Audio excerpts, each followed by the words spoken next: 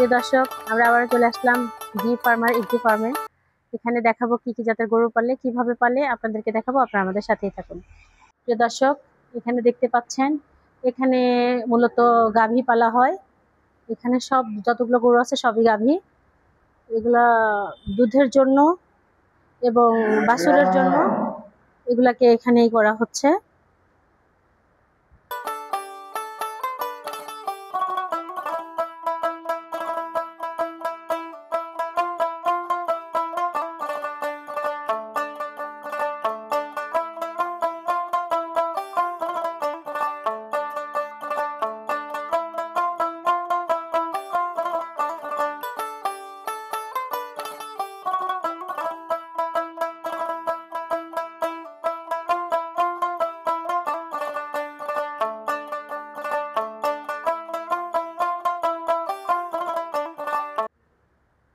প্রিয় দর্শক, হাতের বাঁ পাশে যে গরুগুলা দেখাইলাম এগুলো বিশাল বিশাল গাভী।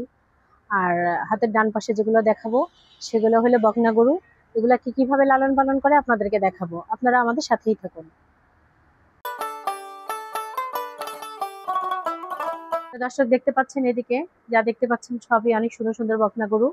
এগুলাকে প্রাকৃতিকের যে খাবারগুলা, ঘাস, খোলভুসি, এগুলো দিয়ে একে পালা হয়। এদের কোনো ভেজাল জাতীয় খাবার এদের মধ্যে দেয় না, কারণ এগুলাকে অনেকদিন ওনারা পালে, যার জন্য অন্য কোনো আউট খাবার ওনারা দেয় না। ওনারা যেটা আসলে ভালো, শরীরের জন্য ক্ষতি হয় না, সেই খাবারগুলাই ওদেরকে দেওয়া হয়।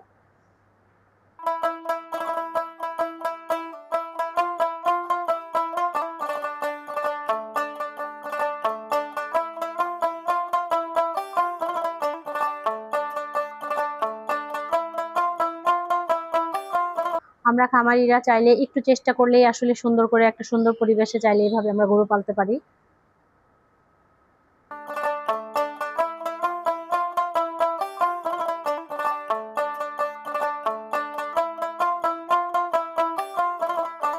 একটি রাজা বাহামার বাছুর, এটা একসময় অনেক বড় রাজা হবে।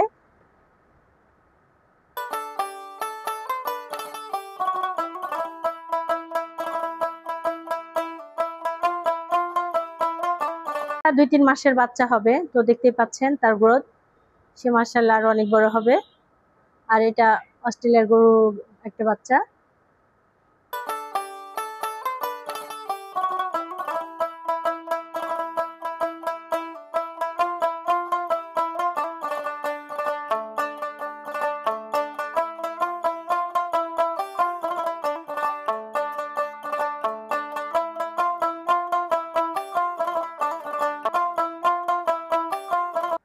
আসসালামু আলাইকুম ভাইয়া, ভালো আছেন? ওয়ালাইকুম আসসালাম, আলহামদুলিল্লাহ ভালো আছি।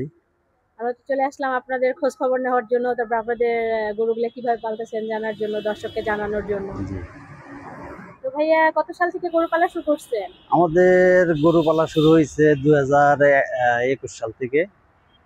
তো প্রথম দিকে ছিল আপনার ষাঁড় গরু, আচ্ছা, আমরা 70টা দিয়ে শুরু করছিলাম।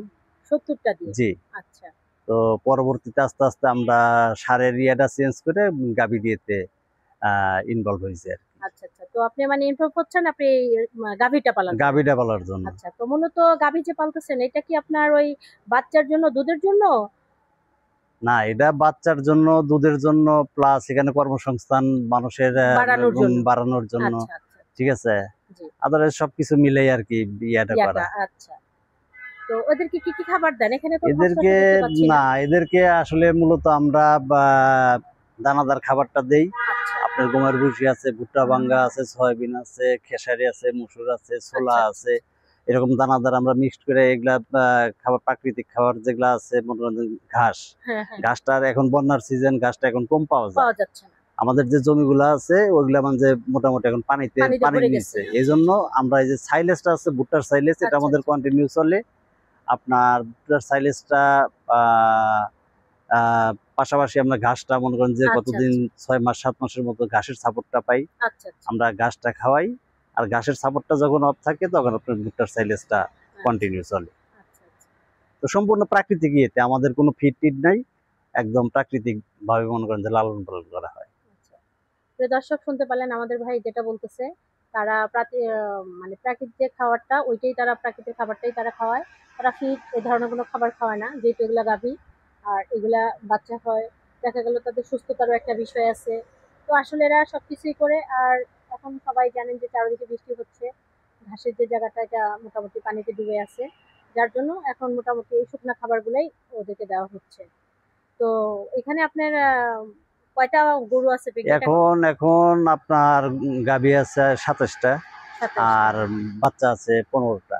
এই বাচ্চাগুলো কি এদের থেকে হয়েছে? এদের থেকে হয়েছে, বাচ্চাগুলো এদের থেকে হয়েছে। তো মাশাআল্লাহ, এই হ্যাঁ, বাচ্চাগুলাই দেখা গেল যে আসলে আয়ের হার, কারণ একটা বাচ্চা হওয়া অনেক কিছু। তো আসলে এভাবে গরুটাকে গড়ে ওঠানো একটা বোঝার বিষয়। যে ভাইরা কতগুলো লোক খাটে এখানে ভাইয়া? এখানে আপনার 5 জন। 5 জন। তো আমাদের এই ফার্মে 5 জন লোক খাটে, পাশাপাশি ভাইয়া সাপোর্ট দেয়, উনিও দেখাশোনা করে, সাথেই থাকে। তো প্রিয় দর্শক, আমরা চাইলে আসলে আমাদের ভাইয়ের কাছ থেকে যদি চাই যে পরামর্শ নেওয়ার মানে ইচ্ছা হয়, যে কোনো পরামর্শ দরকার, তাহলে আমাদের ভাইয়ের সাথে ভাইয়ার নাম্বার দিয়ে দিব, হ্যাঁ, ভাইয়ের সাথে অবশ্যই। কথা বলে নেবেন। প্রিয় দর্শক, আজ এখানে এ পর্যন্তই। আপনারা ভালো থাকবেন, আমাদের চ্যানেলটিকে দেখবেন। আসসালামু আলাইকুম।